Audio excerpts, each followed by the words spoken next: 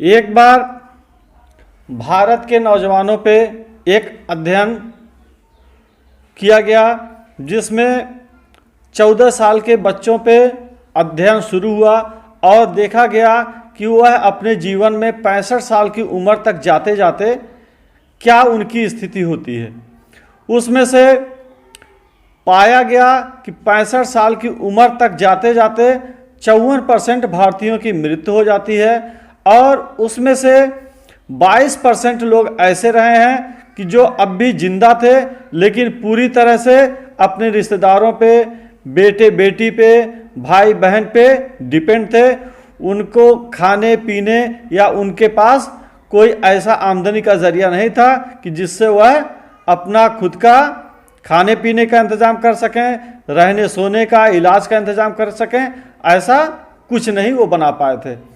उसमें से बाकी 16% ऐसे लोग थे कि जो अपना कुछ न कुछ कारोबार कर रहे थे और वह कारोबार या तो नौकरी थी या तो कोई अपनी दुकान थी, लेकिन इस काम से उनके पास कोई एक्स्ट्रा बैलेंस, बैंक बैलेंस नहीं था।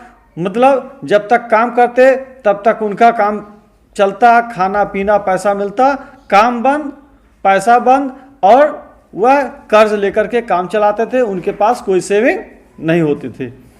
लेकिन उसमें से देखा गया कि 7% ऐसे लोग हैं कि जो उनकी अपनी दुकानें हैं या अपना नौकरी कर रहे हैं और उस नौकरी से कुछ न कुछ बैंक बैलेंस भी रखे हुए हैं और सारी व्यवस्थाएं उनकी टंच है, घर भी अच्छा है, गाड़ी मोटर भी है। लेकिन एक चीज़ है कि उनके पास समय नहीं होता था। मतलब ये हुआ कि वो उस नौकरी को छोड़ करके कहीं जाते या दुकान बंद करके कहीं जाते तो उनका उस महीने का या उस हफ्ते का या उतने दिनों का पैसा आना बंद हो जाता। उनके पास एक्टिव इनकम था, कोई पैसिव इनकम का जरिया नहीं था कि जहाँ से काम ना करें तब भी पैसा आए।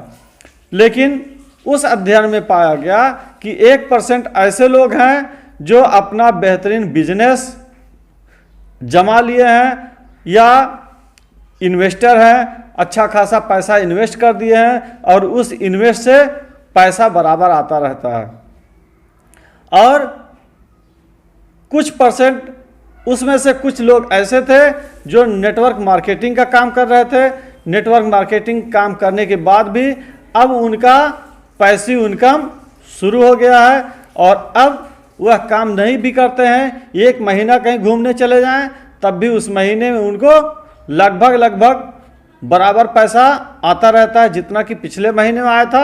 अब भी उस महीने में भी उतना इनकम या उससे कम या थोड़ा बहुत नीचे ऊपर होता रहता है। इस तरह से उनकी जीवन शैली चलती रहती है। अब हम सबको सोचना चाहिए कि हम अपने जीवन स्तर को या अपने लाइफ स्टाइल को किस तरह से सेटअप करें। हम अपने आप को 54% लोगों में रखना चाहते हैं जिनकी 65 साल के पहले मृत्यु हो जाती है, या 22% में रखना चाहते हैं कि जो पूरी तरह से अपने रिश्तेदारों पे डिपेंड होते हैं, या 16% में रखना चाहते हैं जिनका एक्टिव इनकम तो है लेकिन उनके पास कोई सेविंग नहीं है, या 7% में रखना चाहते हैं जिनके पास पैसा तो बढ़िया है, उनके पास एक्टिव इनकम है, पैसा भी है, सेविंग भी है, सारी व्यवस्थाएं हैं, लेकिन उनके पास अपने रिश्तेदारों के लिए, अपने बीवी बच्चों के लिए पर्याप्त समय नहीं है कि वह दुकान बंद करके या नौकरी पे ना जा करके बच्चों के साथ कहीं घूमने जाएं या ज़्यादा से ज़्यादा वक्त गुजारें। इस तरह से उनके पास नहीं। सिर्फ 1% ऐसे लोग हैं जिनके पास भरपूर पैसा है और भरपूर समय है। वह अपने काम पे ना भी जाते हैं तब भी पैसा आता है और मस्त जिंदगी जी रहे हैं। उनके पास अच्छी सी गाड़ी है, मोटर है, घर है, सारी चीज़ें नंबर 1 की है। और ऐसी ज़िंदगी के लिए हर कोई चाहता है काश मेरी भी लाइफ स्टाइल ऐसी हो। तो अब हम सबको सोचना है कि हम अपने लाइफ स्टाइल को किस कैटेगरी में या किस परसेंटेज में रखना चाहते हैं। इस पर मेरे भाई आज ही हम लोगों को सोचना होगा, और अगर नहीं सोचे तो आने वाले वक्त में, आने वाले दिनों में हम लोग बहुत पीछे होंगे। तो मेरा आप लोगों से रिक्वेस्ट है निवेदन है कि आप लोग अपने जीवन के बारे में गहराई से सोचें, अध्ययन करें, और अभी हमारे बाहों में दम है, हम कुछ कर सकते हैं। एक्टिव इनकम के साथ साथ पैसिव इनकम हमको बनाना ही पड़ेगा और बनाना ही चाहिए। विदेशों में ज़्यादातर लोग पैसिव इनकम बना लिए होते हैं जब उनके पास बाहों में दम होता है, ताकत होता है, और यही नतीजा है कि आमतौर से जो विदेश हैं, जापान है, अमेरिका है, वहाँ पे बुजुर्गों की संख्या भारत की अपेक्षा ज़्यादा है।